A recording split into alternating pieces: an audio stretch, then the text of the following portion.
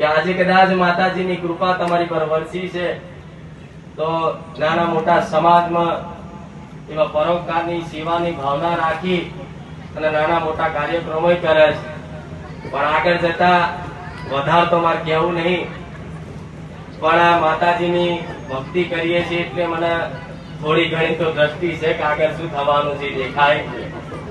પણ ખૂબ દિવસ આખા બનાસકાંઠામાં એવું ભવ્ય જબરું સમૂહ લગ્ન યોજાશે અને આખા ગુજરાતમાં કદાચ નોંધ ના થાય એવું સમૂહ લગ્ન આ જગ્યા પર આ વિસ્તારમાં ના ગોઠવાય. તમારા હાથે જ મને મેળવીને કહેજો.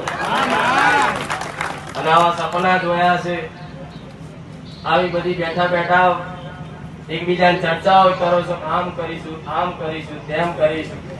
પણ આજે નાના ગરીબ પરિવારના હૃદયમાં બેઠા છે. આજ તમારું માન સન્માન છે આમના કારણે.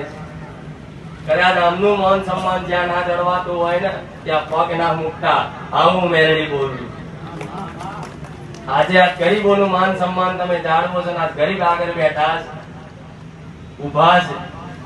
પણ જો આ બધા છેટા રાખી રાખીને વીઆઈપી ની લાઈન હોત ને તો હું મેરડી અહીં આવ્યો હોત. આટલી આવી માતા આ બેઠા છે, ગરીબો આગળ છે એટલે કદાચ નહીં આવવાનું થયું છે. નહીં તો ખુખાર મેળવીને બોલાવી એટલે રોટાના ચડાતા હોવા. ભલે વધારે તો કેવું નહીં, મારે મોટાઈ તો કરાય નહીં. એનું કારણ છે કે જ્યાં પગ મૂકવાથી લોકોના કામ થઈ જતા હોય, ધાર્યા કામ થઈ જતા હોય, તમે બધા દરેકે જોયું હશે, અનુભવ કર્યો હશે.